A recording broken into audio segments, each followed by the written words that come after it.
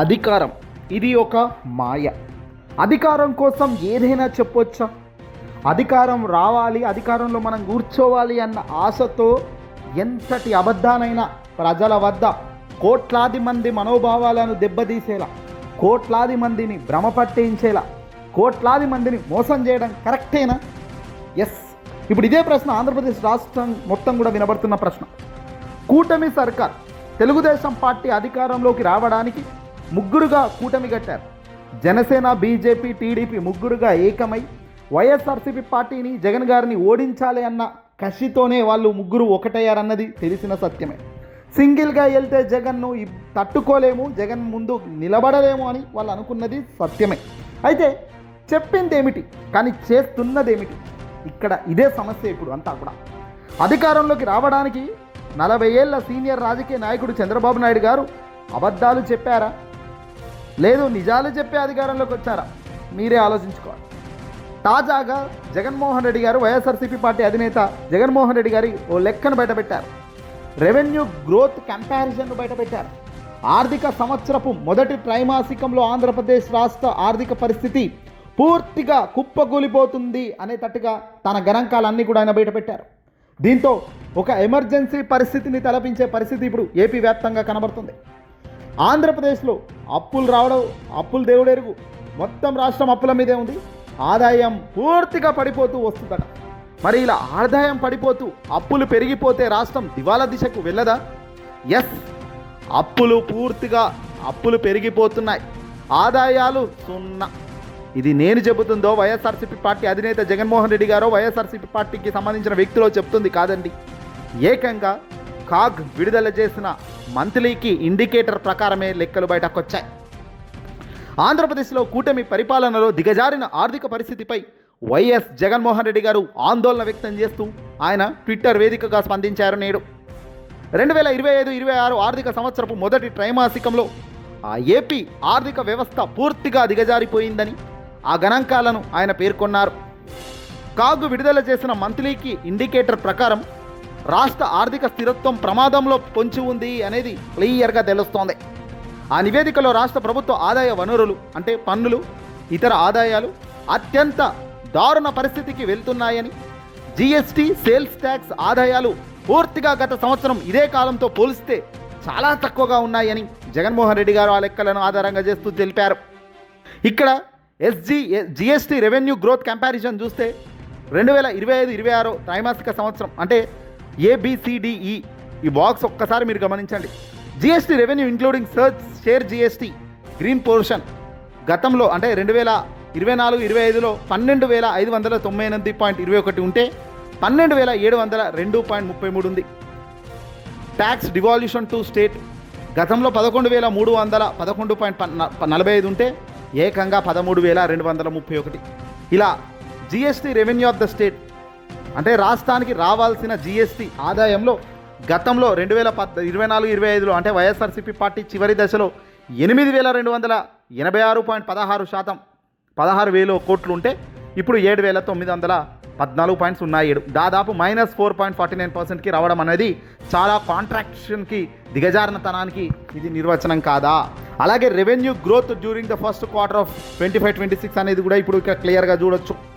So రాష్ట్రానికి సంబంధించిన own tax revenue గతంలో 2024-25 జగన్మోహన్ రెడ్డి గారి చివరి దశలో 19,571.93, మరి ప్రస్తుతం 2026లో 20,273.74 ఉంది.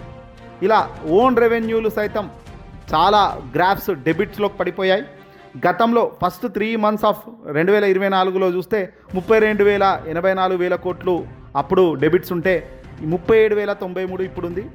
ఎటు చూసినా కూడా ఆంధ్రప్రదేశ్లో పూర్తిగా కాగ్ ఇచ్చిన రిపోర్ట్ ప్రకారం రాష్ట్ర సొంత ఆదాయం వృద్ధి కేవలం 3.47% మాత్రమే ఉండగా మొత్తం ఆదాయ రసీదులు 6.14 వృద్ధి చూపించాయి. అదే సమయంలో అప్పుల వృద్ధి మాత్రం 15.61గా నమోదైంది. ఇది ఆర్థిక ఒత్తిడికి సంకేతం అని జగన్ అన్నారు. చంద్రబాబు ప్రభుత్వం ఖర్చులు సొంత ఆదాయాలపై కాకుండా అప్పులపై ఆధారపడుతున్నాయని, ఇది ఆర్థిక స్థిరత్వానికి ప్రమాదకరంగా మారుతున్న క్షణమని కూడా జగన్ ఇక్కడ క్లియర్గా చెప్పుకొచ్చారు. కాగ్ ఇచ్చిన ఈ మంత్లీ కీ ఇండికేటర్స్ ప్రకారమే తాను మాట్లాడడం జరిగిందని, ఏదో కొత్త లెక్కలు కాదని, వైఎస్ఆర్సీపీ పార్టీ హయాంలో అప్పులపై చంద్రబాబు చేసిన తప్పుడు లెక్కలను కూడా ఆయన ఇక్కడ మొట్టికాయలేసే కార్యక్రమం చేశారు. ఆనాడు చంద్రబాబు స్వయంగా చెప్పిన అప్పులేంది జగన్ చేసింది 14 లక్షల కోట్లని 15 లక్షల కోట్లని అన్నారు. ఆ సమయంలో ఏపీ మరో శ్రీలంక అయిపోతుందని గగ్గోలు పెట్టారు ఆయన. మొత్తంగా జగన్ ప్రభుత్వం 5 ఏళ్ల కాలంలో చేసిన అప్పులు కేవలం 3,39,580 కోట్లు మాత్రమేనని కూటమి ప్రభుత్వం స్వయంగా ఆర్థిక మంత్రి పయ్యావుల కేశవ్ గారు అసెంబ్లీ సాక్షిగా ప్రకటన చేసిన విషయం మనందరం చూసిందే. ఇంకోవైపు ప్రతి మంగళవారానికి అప్పుల వారంగా మార్చుకున్న చంద్రబాబు కేవలం 12 నెలలు అంటే ఒక సంవత్సర కాలంలో 1,37,546 లక్షల కోట్లు అప్పు చేయడం అంటే ఇది ఏ రాష్ట్రంలోకి చెయ్యని ఘనత. అంటే రాష్ట్రం మొత్తం అప్పుల మీద ఆధారపడి ముందుకెళ్తుంది అన్నది క్లియర్గా తెలుస్తుంది. జగన్మోహన్ రెడ్డి గారు అప్పులు 3,39,000 కోట్లు చేసినప్పటికీ 2,50,000 కోట్లు ఏకంగా ఆయన పేదలకు నేరుగా బ్యాంక్ అకౌంట్కు ట్రాన్స్ఫర్ చేయడం అనేది మనం గతంలో చూసినది. మరి ఈరోజు ఇంత సంవత్సరానికి 1,37,546 కోట్ల అప్పులు ఇక్కడ స్పష్టంగా ఇక్కడ కనబడుతుంది కూటమి సర్కార్.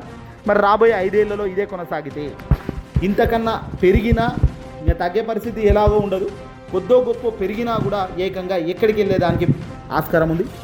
1,37,546 అంటే దాదాపుగా తొలి ఏడాది వీళ్ళు చేసిన అప్పులనే మరో 5 ఏళ్ళు కనుక చేస్తే ఏకంగా 6,87,730 లక్షల కోట్లకు చేరుతుంది. దాదాపు 7-8 లక్షల కోట్లకు పోయిన పరిస్థితి ఆశ్చర్యపోవాల్సిన అవసరం లేదు. కేవలం జగన్మోహన్ రెడ్డి గారు 3,39,000 కోట్ల అప్పులు చేస్తేనే శ్రీలంక అయిపోతుందన్న వీళ్ళు, రాష్ట్రం శ్రీలంక అయిపోతుందన్న వీళ్ళు మరి ఇప్పుడు ఏడాదికి 1,37,000 కోట్ల అప్పు చేస్తూ పోతున్నప్పటికీ వీళ్ళు అనుకున్న సంక్షేమ పథకాలు ఇచ్చే ప్రయత్నం చేయడం లేదు. ఎందుకు? డబ్బులు లేవంటున్నారు. మరి ఏడాదిలో 1,40,000 కోట్లు దాదాపుగా అప్పులు తెస్తున్నారు కదా, ఈ డబ్బంతా ఎవరి జేబులోకి పోతుంది అన్నది రాబోయే కాలంలోనే బయటపడే అంశం. ఇది అంతా కాగ్ బయటపెట్టిన అంశం. ఢిల్లీ పెద్దలు కూడా దృష్టి సారించాల్సిన అవసరం బాధ్యత ఉంది. కూటమిగా ఏర్పడ్డాము, ముగ్గురుగా పార్టీ అన్నారు. మరి ముగ్గురు అన్నప్పుడు ముగ్గురికి బాధ్యత ఉంటుంది. ఆధారాలు కాగ్ రిపోర్ట్లో చెబుతున్న ఇంత స్పష్టంగా ఇంత మొత్తంగా దొరికేస్తున్నారు, దోపిడీ చేస్తున్నారు, దారుణానికి పరిగెడుతున్నారు. మరి రాష్ట్రం దివాలా దిశగా పోతున్నప్పుడు స్పందించాల్సిన అవసరం ఢిల్లీ పెద్దలకు లేదా? ఢిల్లీ సినిమాకు ఈ లీకుల వ్యవహారం తెలియదా? ఢిల్లీ వేదికగా చంద్రబాబు కూటమి సర్కార్ చేస్తున్న అప్పులను సమర్థిస్తూ పోతూ ఉంటే రాబోయే కాలంలో వీళ్ళు చెడు చేసినట్టే అవుతుంది తప్ప మంచి చేసినట్టే ఎలా అవుతుంది? వాళ్ళ ఇండిపెండెంట్ పార్టీలకు కూడా రేపు పొద్దున ప్రజలు అవకాశం ఇచ్చే పరిస్థితి ఉండదు కదా. ఇవన్నీ కూడా ఆలోచన చేయాల్సిన అవసరం ఉంది. అరెస్టులు చేయడం, జైలుకు పంపించడం, జైల్లో ఇబ్బందులు పెట్టడం, ఆ జైలుకు వెళ్ళినప్పుడు కనీసం ఫుడ్ డెలివరీ చేసేటప్పుడు కొద్దో గొప్ప పక్కకున్న గన్మెన్లను కూడా ఇబ్బంది పెడుతున్నారు. అంటే ఇంతటి వ్యవస్థ జరుగుతున్న ఏపీ రాష్ట్రం నిజంగా ఇంతకన్నా దారుణం మరొకటి లేదు. ఏదేమైనప్పటికీ కూడా చేతులారా చేస్తున్న తప్పులకు బహుశా ఆంధ్ర ప్రజానికమే రేపు మరింత భారం మోయాల్సిన పరిస్థితి ఉంటుంది తప్ప మరొకటి ఉండదు. ఏదేమైనా అధికారం మార్పిడి, అధికారం వస్తుంటారు పోతుంటారు.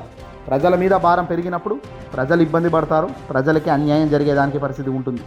ఇవన్నీ మళ్ళీ పునరావృతం కావాలన్నా, మంచి జరగాలన్నా మంచి వాళ్ళు, ప్రజలకు మేలు చేసే వాళ్ళు అధికారంలోకి ఉండగలిగినప్పుడే ఇవన్నీ మంచి జరుగుతాయి.